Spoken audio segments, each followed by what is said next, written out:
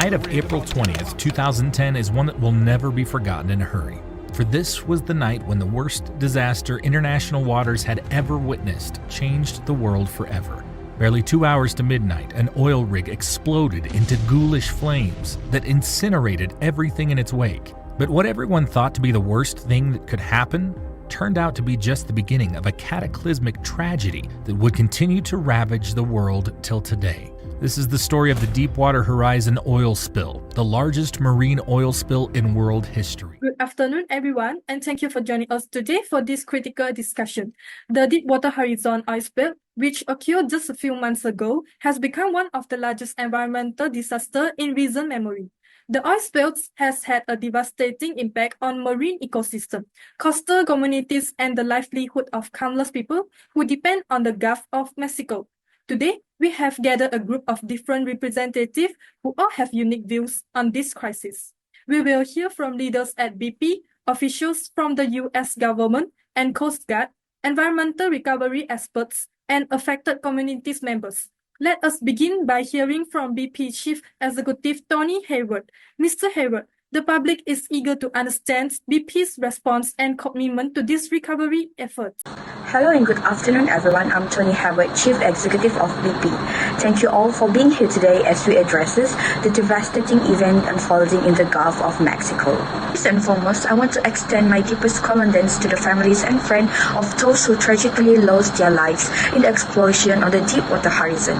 Their loss is unimaginable, and I know that no words can truly ease the pain that they're going through. Our hearts are with them in this incredible difficult time. We are here today because of the catastrophic oil spill that followed, affecting the Gulf, the communities that depend on it, and the environment. I want to reassure everyone that BP is fully committed to doing everything within our power to contain and minimize the damage. We recognize how serious this situation is, and we are treating it with the utmost urgency and gravity. Since the accident, we've been working non-stop alongside the US Coast Guard, local authorities, and scientific experts to slow the flow of oil and reduce the environmental impact. We are bringing in all the resources we can, ships, equipment, and thousands of dedicated people focused on containment and cleanup. And we are committing substantially financial resources to support this effort as long as it takes. I also want to acknowledge the fear and concern of people in the local communities, particularly those who livelihoods rely on the Gulf water and shores. We understand the hardship this spill has caused for fishermen, small business owners, and families in the region. BP setting up a dedicated compensation fund to provide direct financial assistance to help those affected get through this.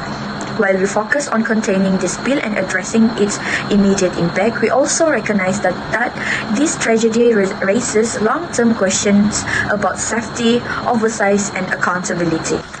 We'll be working closely with investigators to fully understand what went wrong, why it happened, and most importantly, to ensure something like this never happen again. In closing, I want to emphasize BP's commitment to doing what's right. We won't rest until the spill is contained, the damage is cleaned up, and those affected receive the support they need. This is our pledge to you, and we are here to go through it. Thank you. Thank you, Mr. Herbert, for addressing us today and sharing BP's response to the Deepwater Horizon disaster. Next, we are fortunate to have Keith Serhan with us today.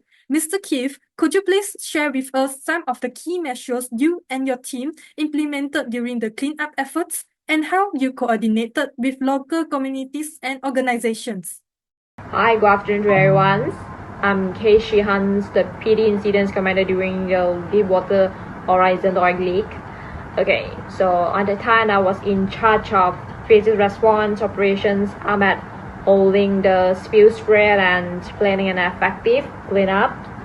And we employ the various tools, which is included the bombs, streamers, and dispersants to mitigate the oil pollutions and protect the fragile Gulf Coast ecosystem that was at risk. And recognizing the severity of the situations, my team collaborates extensively with the local respondents, government agencies, and environmental organizations to address the ecosystem and environmental damage caused by the spills. local resorts will deploy for cleanup activity in conjunction with our operation in coastal communities such as Pascagoula, Bayu Lapata, Dustin, and others. Residents and local organizations play a very crucial role in monitoring environmental impact and advocating for economic recovery measures to support those affected. Together, we manage the immediate aftermath of the spills while laying the groundwork for long-term resilience to simulate calamity in the future. And we also highlighted the significant challenge and surprising needs to coordinate such as a large-scale environmental response, ensuring that our effort will be as effective and efficient as possible. That's all for me. Thank you. Thank you, Mr. Keith, for providing us with that detailed overview. Next, we are honored to have President Obama here to address the BP Deepwater Horizon oil spills and our nation's response to this crisis. Mr. President, could you share the key steps your administration is taking to address these disasters' immediate and lasting impacts and how this moment can help advance clean energy goals? Good afternoon, I'm Obama as the President of US. Today I want to speak directly to Organizing for America's supporters about one of the most important challenges facing us as a nation. The BP Deepwater Horizon oil spill in the Gulf of Mexico is the worst environmental disaster in American history. And because there has never been a leak of this size and this depth, stopping it has tested the limit of human technology. But make no mistake, we will do whatever necessary to stop the leak, clean up the spill, and help the people of the Gulf Coast recover. Right now, thousands of ships and personnel are working across 4 states to contain and clean up the oil, and we are directed BP to mobilize additional equipment and technology to capture up to 90% of the oil leaking out of the well until a permanent relief well is finished. We are also focused on the restoration and recovery of the Gulf Coast itself. That's why, at our direction, BP has agreed to set aside an initial fund of $20 billion administered by a third party to pay our workers and small business for their losses and help make the Gulf Coast whole. To make certain a spill like this never happen again. We are working to understand what caused this disaster, and we are going to put an end to the corruption, lack of oversight that has plagued the agency responsible for regulating the oil easily. Accessible oil are number and the cost and risk associated with our addition to fossil fuel are not going away. The tragedy unfolding on our coast is the most painful and powerful reminder yet that the time to embrace a clean energy future is now. That's why, in the coming days, I will work with both parties, but we also know that the real change is only possible when ordinary Americans are willing to organize from the bottom up. The parties may say that this is too difficult, that the special interests are too powerful, or that the political will just is not there, but you are never settle for what people in Washington believe is possible. If we refuse to hit the future American need, but if we seize this moment, we can rebuild our economy on a new foundation and make it more competitive in the 21st century, creating entire new industry and millions of new clean energy jobs all across the country. That's why I'm asking you to stand with me today. Add your name and show your support for a clean energy future. Together we can make it happen. Thank you. Thank you, Mr. President. He highlighted the need for stronger oversight and urged Americans to embrace a clean energy future to reduce dependence on fossil fuels. His message is a call to actions for a safer and more sustainable America. Thank you again, Mr. President. Next, good afternoon and glad to have Captain Rebecca Adams here with us today. As a key leader in the response to the Deepwater Horizon disaster, could you please outline the main priorities and actions your team is taking to respond to this disaster? Good afternoon, ladies and gentlemen. Thank you for gathering here today. I am Captain Rebecca Adams. As you are aware, we are facing an unprecedented environmental disaster following the explosion of the Deepwater Horizon oil rig on April 20, 2010. Our primary mission is to ensure the safety of our personnel and to mitigate the impact of this spill on our waters and wildlife. At approximately 9:40 p.m. last night, a catastrophic blowout occurred. We have confirmed that 11 workers are missing and presumed dead. The Coast Guard has deployed search and rescue teams to recover any survivors and assess the situation. The current estimates indicate that nearly 5 million barrels of oil have already spilled into the Gulf of Mexico. This is not just a statistic, it is a crisis affecting our marine ecosystem, local economies, and communities along the coast. Our immediate priorities are threefold. The first one is search and rescue operations. We will continue to deploy helicopters and boats to locate any survivors from the wreck. Secondly, containment efforts. Teams are working tirelessly to deploy bombs and other containment measures to prevent further spread of oil. We must act quickly before it reaches our shorelines. Thirdly, coordination with BP and Transocean. We require full transparency from BP regarding their operational protocols leading up to this incident. The safety measures in place were evidently insufficient and we need answers. I want every available resource mobilized. This includes collaboration with state agencies, environmental organizations, and local fishermen who know these waters best. Their insight will be invaluable as we navigate this crisis.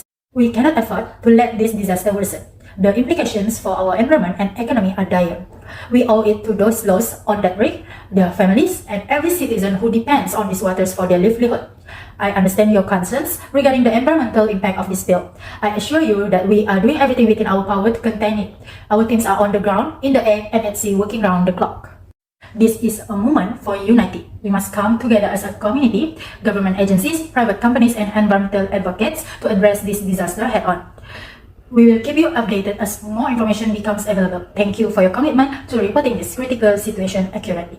Adams, for that comprehensive update. Let's move on to our next speaker. Tom, as a civilian representative for the U.S. Coast Guard, could you share the key strategies being used to contain the spill and protect the environment and local communities?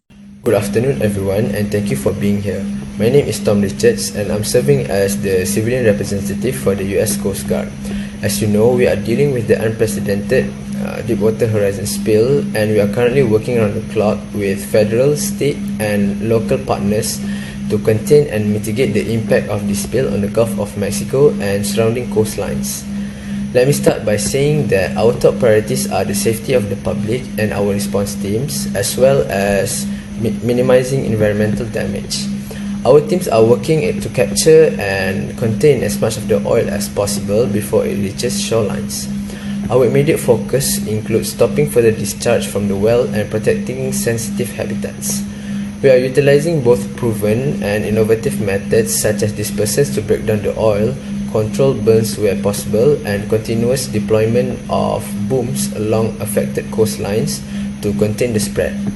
We are also working with environmental experts to monitor and protect wildlife and critical ecosystems from the effect of this spill. We understand the concern of Gulf residents, fishers, and local businesses affected by this disaster. I want to assure everyone that we are doing everything possible to mitigate the spill's impact on both the environment and the local economy. In addition, we are closely monitoring air and water quality to safeguard public health. We will keep the public informed through regular updates and remain transparent about the progress of our response and the challenges we are facing. Please know that this is a complex and evolving situation, but we are committed to a full and sustained effort until the spill is contained and the recovery is complete. Thank you. Thank you, Tom, for detailing the Coast Guard's efforts. Our next speaker, Lama McKay. Can you elaborate on the specific safety measures BP is implementing to prevent future incidents? Good afternoon, everyone. Thank you for being here today. My name is Lama McKay, and I'm president of the BP's Americas. I have to discuss the oil spill in the Gulf and my actions in response to its concerns for the safety and the environment. We have appreciated how serious this is and what it means for the natural environment and the surrounding habitats. The spill is quite large, with the oil presence in a zone very close to the size of Connecticut. Its impacts can be tremendous to the region's ecologies, wildlife, and the people way of life around the Gulf. We have taken these issues with almost gravity, and the measures are in place to stop the leaks, prevent the further oil spills, and mitigate the effects on both sea and land. The government estimates that around 5,000 barrels of oil are leaking into the Gulf. However, we know that some experts suggest this could be a higher figures. While the exact volumes remain uncertain, BP is responding with the every resources available in close coordinations with the federal and the local agencies. There have also been questions about the BP safety records in light of the past incidents, including the 2025 the Texas City refinery's explosions. These incidents are valid concerns and we do them so seriously. We install some fail-safe mechanics on our rig to prevent the breaks, and we are so sad to say these measures did not stop these incidents. We are working with the governments and in trying to understand what we wrongs and rechecking our operations to see where we fall short in terms of our safety. Lastly, the BP is wholly committed to solving this crisis and restoring the affected areas with the highest level of safety. Thank you, Mr. McKay, for acknowledging past safety issues and reaffirming BP's commitment to improve safety. Next, we have Stephen Newman, CEO of Transocean, who will speak on the Deepwater Horizon tragedy and lessons learned. Welcome, Stephen. Thank you, Ms. Christiana. Good afternoon, everyone. I'm Stephen, as CEO of Transocean. I acknowledge that there were actions we could have taken to prevent the tragedy that occurred on the Deepwater Horizon rig. Do I wish the crew have done more? Absolutely. We acknowledge that we should have done more. Our role at Transocean covered a small part of the drilling operation, but we were responsible for areas such as pressure testing, and we knew there were issues with false readings before explosions. Despite this, BP managed the overall operation, and I believe their oversight covered wider responsibility. As I reflect on this incident, I am also reminded of an accident earlier in 2009 that tragically killed 4 of our workers. This incident prompted us to suspend operation and conduct a safety review. I know we need to make changes because of these losses, but improvements are not enough. Not a day goes by that I don't think of the men who lost their life. I ask myself every day, is there something more I could have done? All I can say is I will do my best to make this thing progress. That's all for me. Thank you. Thank you, Stephen, for your insights. We now move to our next speaker, Dr. Patel. Can you tell us more about the long-term health risks and ongoing monitoring efforts? Good afternoon, everyone. I am Dr. Michael Patel, a public health official. I am deeply concerned about the ongoing health implications of the Deepwater Horizon oil spill. This environmental catastrophe has had a profound impact not only on the Gulf Coast ecosystem but also on the health and well-being of countless individuals. Our primary concern is to safeguard public health and minimize the potential risks associated with exposure to oil and dispersants. We are actively monitoring air and water quality to assess any potential respiratory or waterborne illnesses. Additionally, we are closely monitoring the safety of seafood consumption, issuing advisories as needed to protect public health.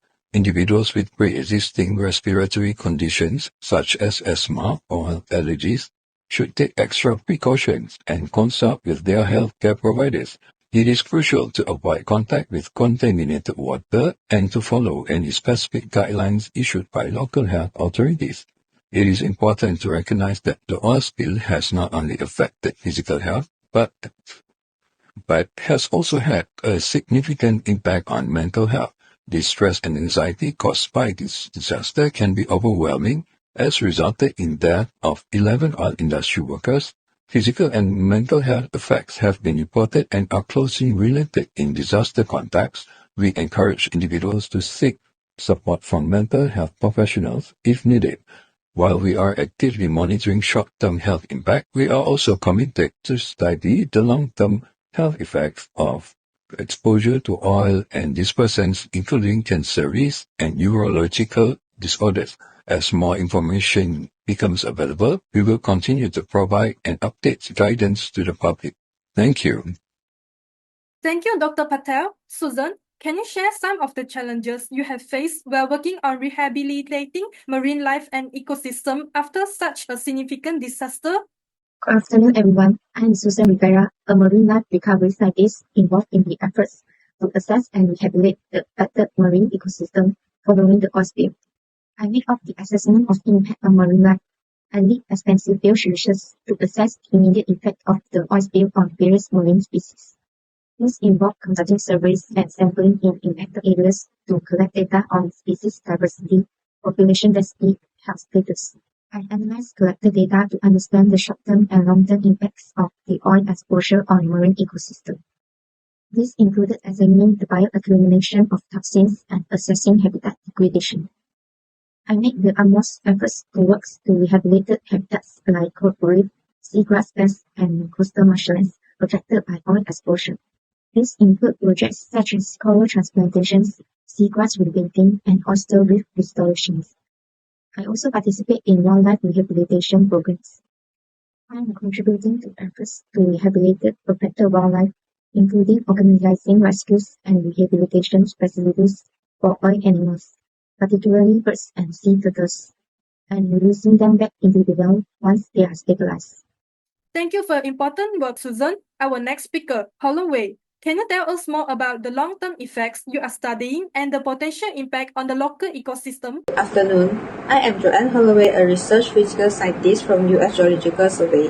Today, I will provide a brief overview of my work with U.S. Geological Survey on the ecological impact of the oil spill. Numerous colleagues are engaged in different aspects of monitoring, and our team endeavor began focusing on this study in July of last year. Specifically, we are examining certain shellfish species to assess how the components from the spill, especially trace metals and polycyclic aromatic hydrocarbons, which also called PAH, are incorporated into dead cells and tissues. Our initial goal was to establish a baseline of contamination levels in these animals from before the Deepwater Horizon incident. To do so, we have sampled shellfish specimens dating back to the late 19th century from museum collections, and we also examined samples both within and outside the Gulf of Mexico. Additionally, we have collected shells from Gulf in May 2010, which is the pre-landfall, August 2010, which is the post-exposure for a full summer, and also December 2010. In our post-spill sample from August 2010, we found out that significantly high level of vanadium, corium, and cobalt in oyster cell compared to the historical specimen and those from May 2010. These metals, often associated with crude oil, are present in higher concentration in the cells and tissue of shellfish from the impacted area. There is also evidence suggesting that oil exposure may have affected the gill tissue structures in these animals. While we cannot definitely confirm that this metal originated from the oil spill, since some could also come from polluted freshwater used to push the spill offshore. And also, all the current indicators suggest that the Deepwater Horizon event contribute to the elevated contamination levels. That's all from me. Thank you. Thank you for sharing, Holloway. Good afternoon, and thank you for joining us. Our next speaker, Anthony Richard Kim. He's an expert in environmental law. Anthony Kim, can you discuss the critical issues that faced by this disaster? Good afternoon, everyone. My name is Anthony Richard Kim, and I am here today as a legal expert in environmental law to discuss about the Deepwater Horizon oil spill and its far-reaching consequences. In April 2010, the Deepwater Horizon rig experienced catastrophic explosion that led to the release of millions of barrels of oil into the Gulf of Mexico. This event destroyed local ecosystem, severely impact marine, and leave lasting scar on communities that depend on this water for their livelihood and well-being. From a legal perspective, this disaster highlights critical weaknesses in corporate accountability, regulatory oversight, and environmental protection. Environmental law provides a pathway to hold polluter accountable, obtain compensation for damage, and drive research toward environmental restoration. The Deepwater Horizon spill has been a painful but important reminder of the need for a stronger regulatory framework and greater corporate responsibility. Moving forward, we must continue to push for legislative reform and strict oversight to prevent such disasters from recurring. I am committed to ensuring that our legal system protects the environment and the communities that depend on it. That's all from me. Thank you. Thank you, Anthony Kim, for your insightful remarks on the legal implications of the Deepwater Horizon oil spill. Next, we are joined by Christopher Choi, a former BP roughneck who survived the Deepwater Horizon disaster. Christopher, thank you for being here to share your story. Could you tell us more about your experience during the explosions and its aftermath, and how it has affected you personally and professionally? Good afternoon, everyone. Thank you for inviting me, and I'm pleased to be here. My name is Christopher Choi, and I'm 33 years old. I work as a roughneck for a British petroleum in the horizon. I still clearly remember that horror incidents in my mind that still haunts me until now.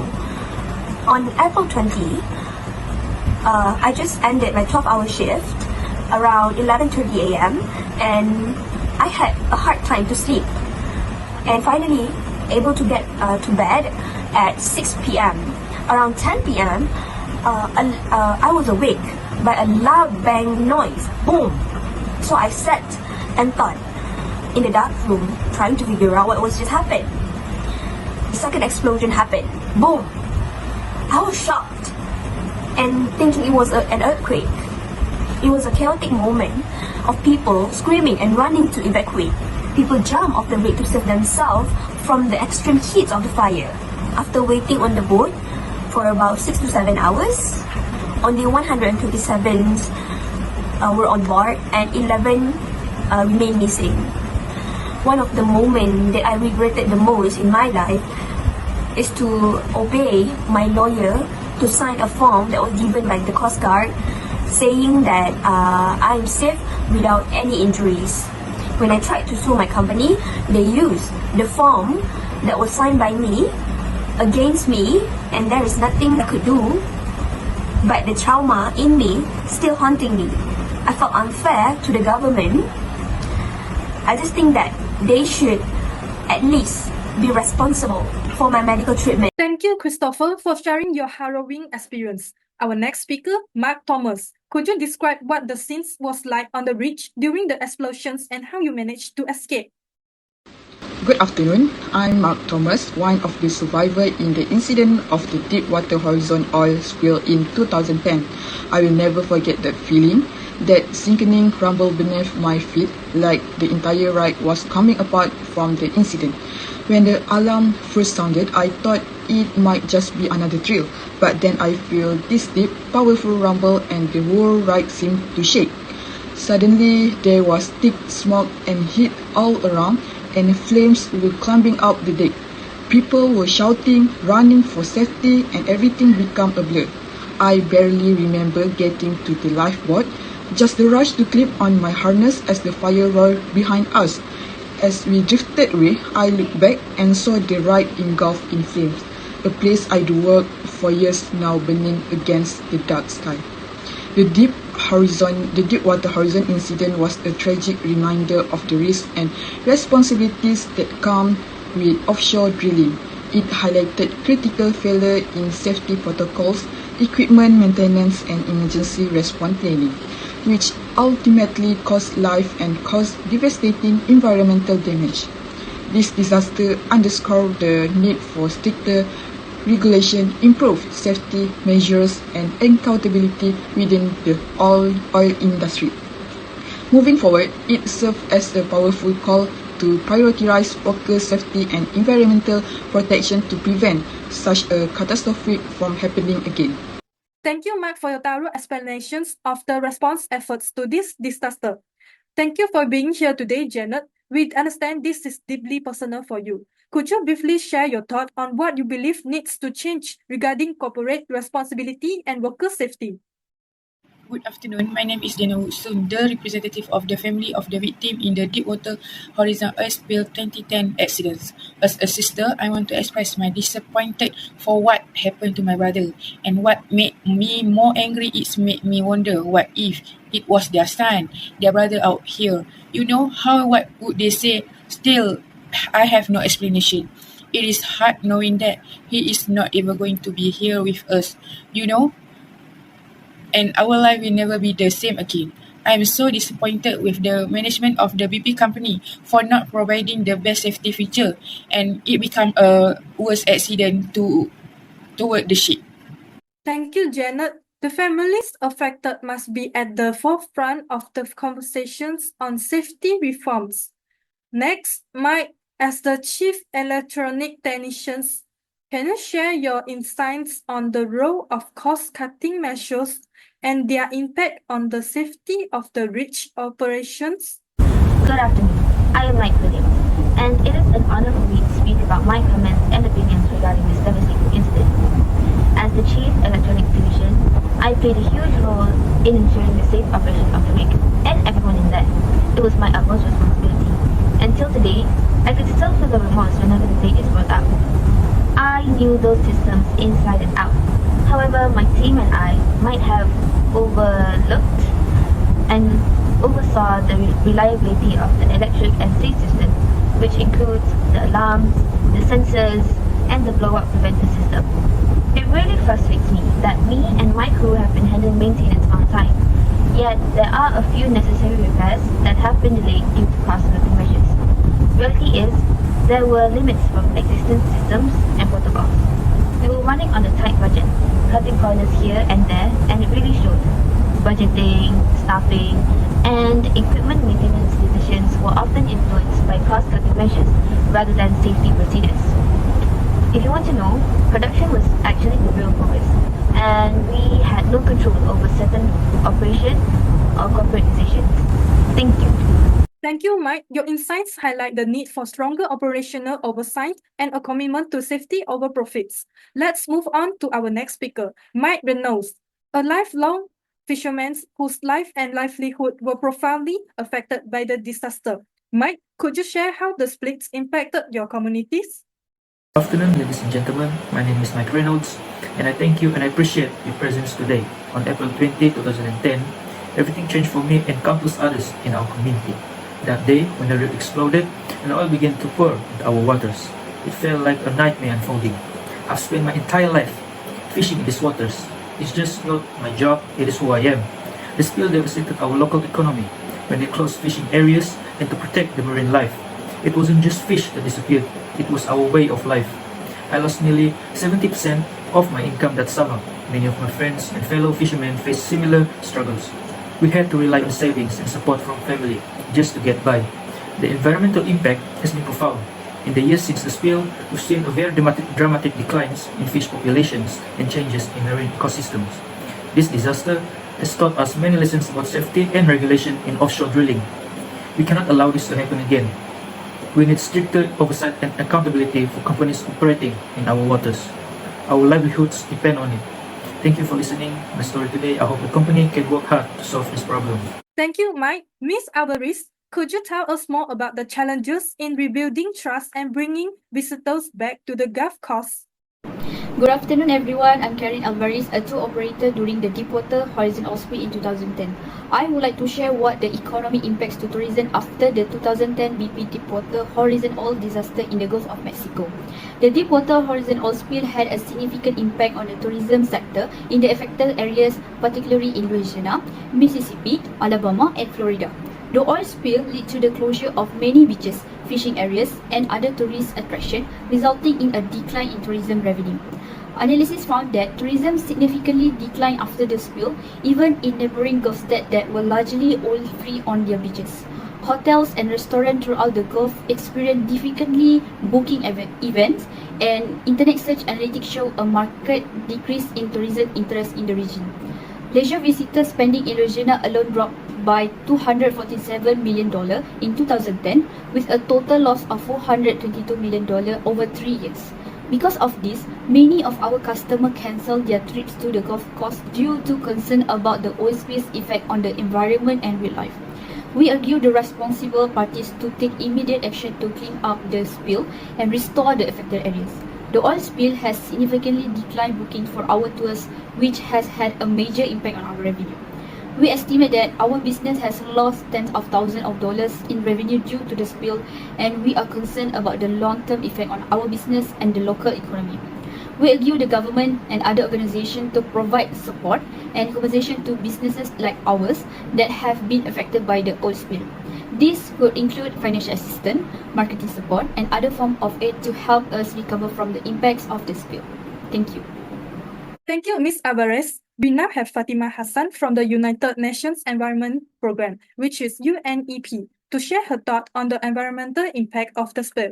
Fatima, could you briefly discuss the long-term effects of the disaster and the steps we need to take moving forward?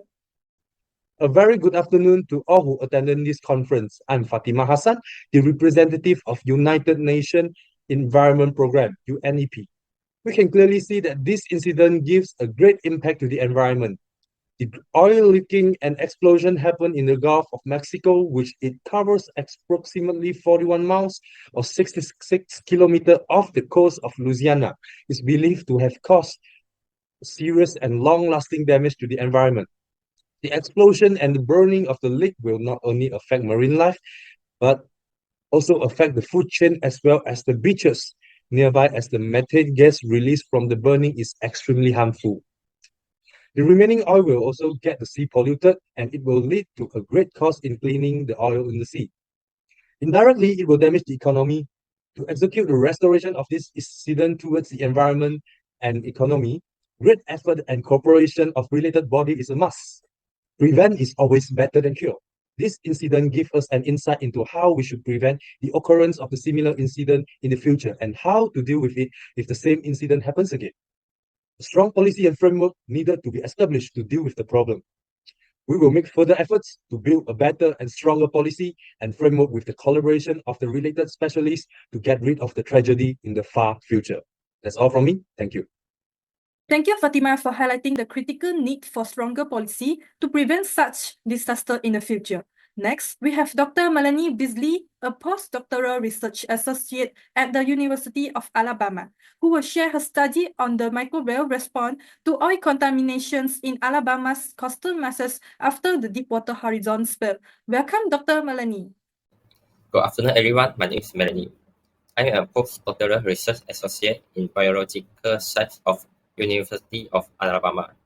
Today, I will present the findings from our study on the microbial community response to oil contamination in a coastal marsh system in southern Alabama, impacted by the Deepwater Horizon oil spill. The oil brought up on 20 April 2010 led to contamination in Alabama coastal marsh by early July. Our study site located about 50 miles west of Mobile Bay. The marsh system includes typical golf course vegetation like Juncus and Spadina clusters, which initially trapped the oil as it arrived in the formation tar and tarmac. Our analysis utilized the Beckley red fellowship and geoship, revealing diverse microbial community with over 14,000 unique types, including hydrocarbon degrading bacteria. Samples with oil contamination show 63% more of these bacteria, alongside a higher percent of hydrocarbon degrading genes. The microbial response was swift, facilitated by optimal conditions like suitable temperature, pH, nutrient availability, and light crude oil type. Natural attenuation was effective here, as the area microbial community was already adapted to occasional hydrocarbon exposure due to natural set in the Gulf of Mexico.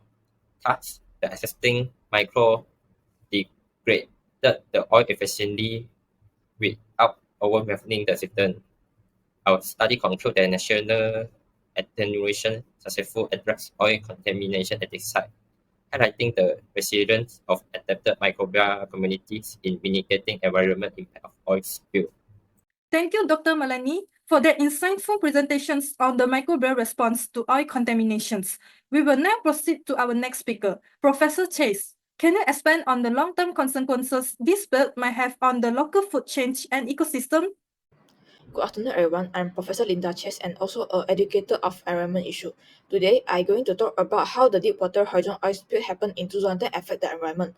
As we know, the oil spill is one of the largest marine disasters happened in US history. For more than 3 months, 134 million gallons of the oil flowed free into the sea before the engineers were finally able to cap the well. The spill polluted 1,300 miles of the coastline across 5 states and killed thousands of marine mammals, shorebirds, and sea turtles. The area of the spill includes 8,332 species, including more than 1,200 fish, 200 birds, 1,400 mollusks, 1,500 crustaceans, 4 sea turtles, and 29 marine mammals. Besides that, there are 8 U.S. nation parks were threatened, and more than 400 species that live in the Gulf Island and Marshall Islands are at the risk, such as Camp Bradley turtle, the green turtle, the loggerhead turtle, the hawksbill turtle, and the leatherback turtle. Additionally, there are around 34,000 of flying species facing risk of extinction, including gulls, pelicans, red-eared spoonbills, egret terns, and blue horns. Other than that, the oil spill also bring impact to the beaches. The oil from the disaster affected between 622 and 1,300 miles of the United States coastline across the Gulf of Mexico and has significantly increased the erosion of soil because the oil has killed off the majority of the marshal vegetation. This could result in a long-lasting effect to the ecosystem. Moreover, the oil spill also brings impact to the various food chains. This because with one break in the food chain, the rest of the food chain could be impacted greatly. According to the carbon isotope research, the oil from the accident has gotten into the bodies of birds and land animals, which has decreased certain species just on reproducing. That's all from me. Thank you, Professor Chase, for that insightful overview of the environmental devastations caused by the Deepwater Horizon oil spill. Jessica, how is the company handling communications and community concerns during this crisis? Hello and good afternoon everyone, my name is Jessica Blank and I'm the Public Relations Officer overseeing the response to the recent oil spill crisis.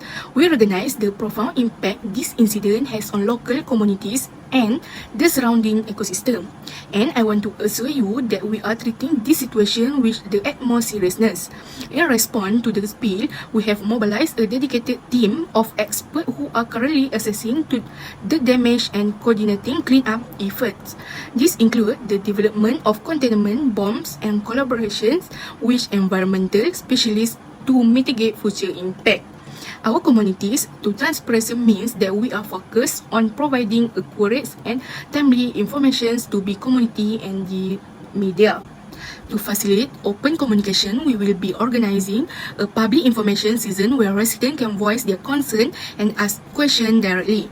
We understand that building trust during this critical time is essential, and we are dedicated to keeping the community informed about our progress and the action we are taking to assure long-term restorations and preventions. We appreciate your support and patience as we navigate this challenging situation. Thank you, Jessica, for your transparency and commitment to keeping the public informed during this difficult time. Let's move on to our next speaker. Mr. Brian, how has the spill affected communities and what needs to change to prevent future disaster?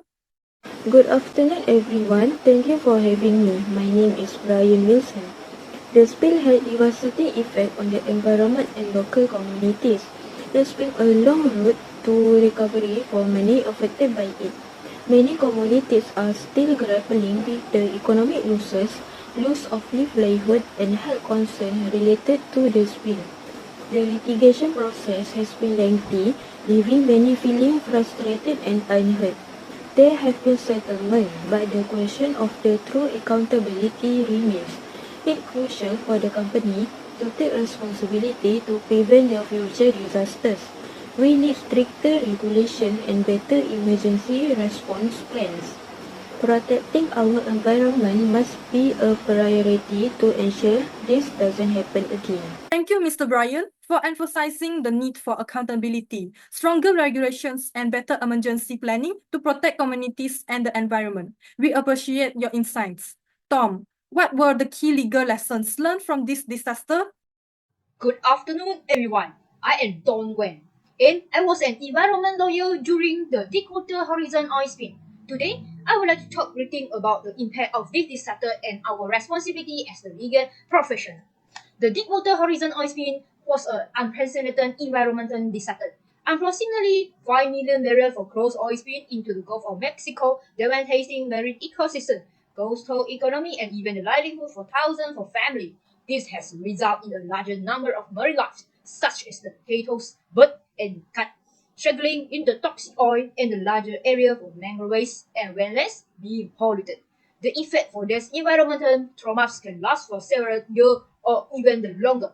This accident is not only a natural disaster, but also a major man-made disaster caused by the land lack for safety.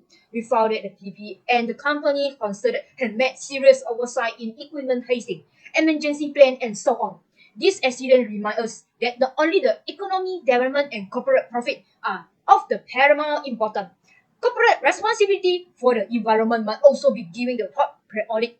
For example, in one case, I have spoke out on behalf of fishermen in the Gulf region whose livelihood depended on a healthy ecosystem. However, after the accident, the fishery resources were polluted and the livelihood of many families were put in the job handed. Through the legal means, we successfully pushed the PP to pay a huge amount for compensation, which supported the livelihood for local residents. This case teaches us that the law on environment protection is more than just protection. It's a bearing to protect the common home for mankind. So I hope that we can all work together and continue to contribute to the protection of the ecosystem. Thank you, Tom. Let's proceed to our next speaker, David. What were the key consequences of this disaster for the environment and the industry? Good afternoon. I am David Commerce, reporting on one of the largest environmental disasters in history, the 2010 Deepwater Horizon oil spill, with widespread financial and ecological impact. Occurring on April 20, 2010 in the Gulf of Mexico, this spill was caused by an explosion on the Deepwater Horizon drilling rig operated by BP. The incident led to the release of approximately 4.9 million barrels of oil over 87 days, damaging marine life, coastal ecosystem, and the livelihood of people around the Gulf. Financially, BP bores enormous costs, paying more than $65 billion in settlements, fines, and cleanup efforts. This disaster highlights the risks associated with offshore drilling, sparking regulatory reforms and changes in corporate risk management within the oil and gas industry. That's all. Thank you. Thank you, David. Mr. Jenkins, could you briefly explain how the new regulations have impacted the oil and gas industry? Good afternoon, everyone. I am Robert Jenkins. Thank you for having me for today. As an industry analyst, the immediate impacts of the Deepwater Horizon oil spill on the oil and gas industry were significant and widespread. First, financial and reputational damages. This included direct costs, stock impact, and also the reputational damage. Containment, cleanup, and compensation for impacted parties, including settlements with local companies, environmental organizations, and government entities, came at BP and its partners with immediate costs in the billions. The industry experienced financial volatility as a result of investor apprehension about offshore drilling investment, which resulted in steep drops in stock prices in BP and associated companies. The incident sparked public outrage and environmental activism, harming not only BP's but the oil and gas industry's overall reputation. A scrutiny of oil companies' environmental stewardship and safety procedures grew public trust in them declined. Besides that, reforming regulations and raising safety requirements. In response, government, especially those in the United States, imposed more stringent rules and oversight of offshore drilling operations. New regulations for drilling procedures, tools, and risk management were put in place by the Bureau of Ocean Energy Management, BOEM, and the Bureau of Safety and Environmental Enforcement, BSEE. That's all. Thank you. Thank you, Mr. Jenkins. Discuss the financials and reputational damage caused by the spill and the increased regulations that follow to improve offshore drilling safety. Dr. Morgan, could you explain more about the challenges faced in maintaining the spill and the strategies you are using to mitigate environmental impact? Good afternoon, I'm Dr. Charles Morgan, a disaster management expert involved in Deepwater Horizon oil spill response. This spill is unprecedented challenge due to its scale and depth, and it is impacting our both environment and local communities. My role here is to help coordinate efforts to contain the oil and reduce its environmental impact as much as possible. Our main priority is containment. With this leak over the mile below of the surface, we are using remote control vehicle to cap the well and stop the flow. At the surface, thin plates containment booms and are using skimmer to prevent the oil from reaching the shore. We are working around the clock as a very hour count in minimizing this spill risk and protecting our coastal habitats. Equally important in our mitigation strategy, we are carefully applying this present to break down the oil, reducing its impacts on the surface and keeping it from the forming large leaks that could be devastate marine life. However, this present need to be used carefully. We are monitoring closely to avoid additional harm to the underwater ecosystem. This is highly collaborative effort involving federal agencies, local authorities, environmental scientists, and response teams, all united with the shared goals, which is to protect the Gulf, support our communities, and learn from the disaster to strengthen future response capabilities. Thank you. Thank you, Dr. Morgan, for your perspective. Mark Davis, the oil spill response coordinator for the Deepwater Horizon incident. Mark, can you share insights into the ongoing efforts to manage the spill, including the response strategies and collaborations between various agencies and experts? Good afternoon, everyone. I am Mark Davis, the oil spill response coordinator for the Deepwater Horizon incident. We know this spill has had a severe impact on the environment, local community, and industry that depend on the Gulf. Our thoughts are with everyone affected. We are working day and night to contain the spill and reduce the damage. Response teams are using vessel, foam, and dispersion to control the oil spill and protect the shoreline. This is a joint effort involving federal, state, and local agencies as well as private experts. We understand the environmental and economic concerns. Our team are monitoring air, water, and shoreline conditions closely. We are also working with local government to address community needs and ensure fair compensation for those affected. We are committed to a long-term cleanup. We prevent future incidents. Our goal is to protect the environment and support the community impact. In closing, we are fully committed to managing the disaster. We will continue to update you as we make progress. Thank you for your patience and support during the challenging time. Thank you, Mark. Next, we have Laura Black, a risk analyst, to discuss the key risk factors behind the Deepwater Horizon disaster and its significant impacts. Laura, can you please walk us through the critical risks that contributed to this event and the lesson learned for the future? Good afternoon, everyone. My name is Laura Black, and today I would like to briefly discuss the key risk factor that contributed to the Deepwater Horizon disaster and its impact. The Deepwater Horizon oil spill was a tragic incident that occurred in April 20, 2010, where the offshore drilling rig exploded and ultimately sank in the Gulf of Mexico.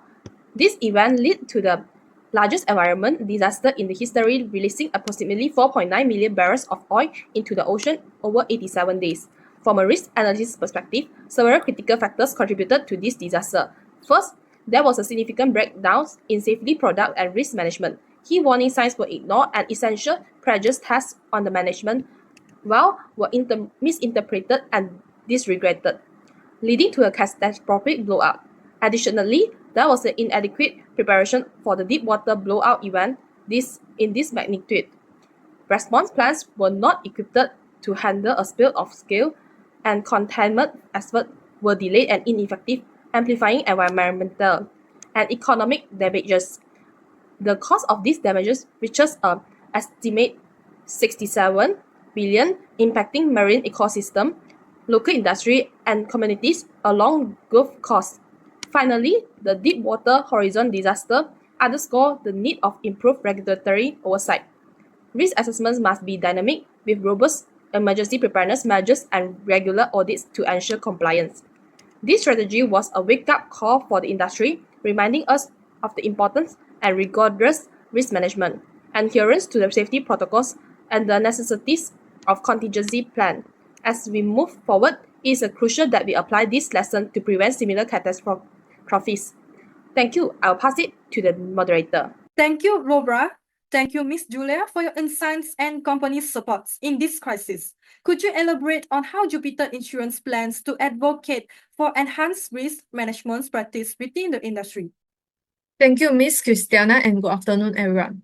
First and foremost, on behalf of Jupiter Insurance Limited, I want to express our deepest condolences to the family and loved ones who affected by the Deepwater Horizon disaster. We understand that this tragic event has lasting impact on individuals, community, and the environment, and we are committed to doing everything we can to assist in the ongoing recovery. As the primary insurer for BP operation, Jupiter Insurance has been actively engaged in the claim process, providing critical resources to ensure that financial support reach affected families, local business, and communities. So for your information, Jupiter has an underwriting limit of $700 million and does not reinsure its risk. Hence, BP will end up paying all the costs out of pocket that over the coverage limit. Next, for Ocean, which the owner of the Deepwater Horizon drilling rig, and Habibah, the company responsible for the cement job that contribute to the blowout.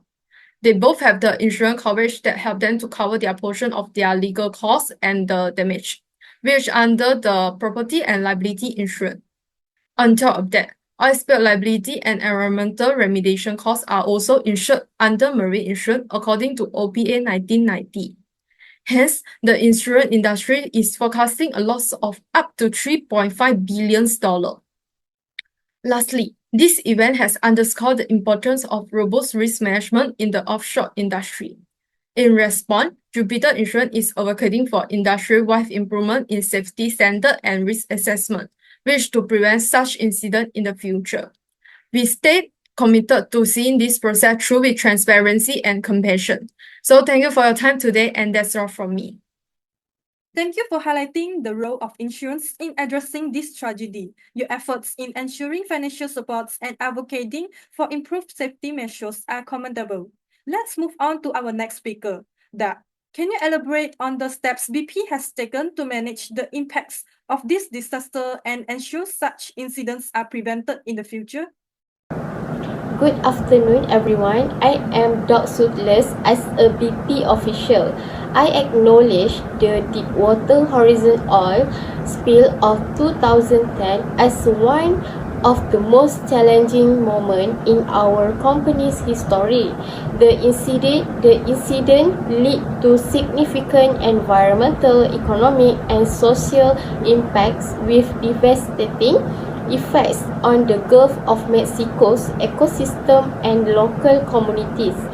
BP took full responsibility, mobilizing extensive research for containment, cleanup, and compensation, including a $20 billion fund for recovery efforts. This tragedy prompted BP to enhance safety standards, risk management, and operational oversight to prevent future incidents. We are committed to learning from the past as we work toward a safer, more sustainable energy future. Thank you, Doc, for sharing BP perspective. And lastly, let's us welcome Pat O'Brien, Vice President of Drilling and Completions for BP's Gulf of Mexico operations. He will discuss BP's response to the Deepwater Horizon disaster and the safety measures implemented since. Please welcome Pat O'Brien. Good afternoon, everyone. I am Pat O'Brien as the Vice President of Training and Cooperation for PP Gulf of Mexico Deepwater Operation. I want to begin by expressing our deep regret over the tragic event that unfolded as a result of the Deepwater Horizon incident in 2010. As an industry leader, PP has learned critical lessons from this event, where implement major safety and operation changes to prevent future incidents, including more liquidity testing protocol, enhanced emergency responses training, and a commitment to uphold the high standard in our industry. We also made strategic effort to provide compensation and support to those efforts. Further, we have provided extensive support to local communities, including fishermen, was livelihoods depended on a clean ecosystem. This disaster has taught us that corporate responsibility comes beyond profit margin. It involves protecting and sustaining the ecosystem that support us as we move forward. We are dedicated to upholding a legacy of responsibility, resilience, and continued improvement. I hope we can work together as business, regulator, and community members to protect and preserve our environment for future generations. Thank you for your time. Thank you, Pat, for sharing BP's response and ongoing efforts to improve safety and support affected communities. Finally, as this press conference comes to a close, we extend our gratitude to everyone who tuned in and once again, thank all the speakers for sharing your insights and updates on this critical situation. The Deepwater Horizon oil spill has affected countless lives, communities, and ecosystems. Today's discussions clarifies the challenges and responsibilities in the future. As recovery efforts continues, we will hold all parties accountable and remain engaged in tracking progress toward a full restoration. This is a long road, but with cooperations and transparency, we hope to see meaningful change. Thank you all for joining us today. Have a nice day.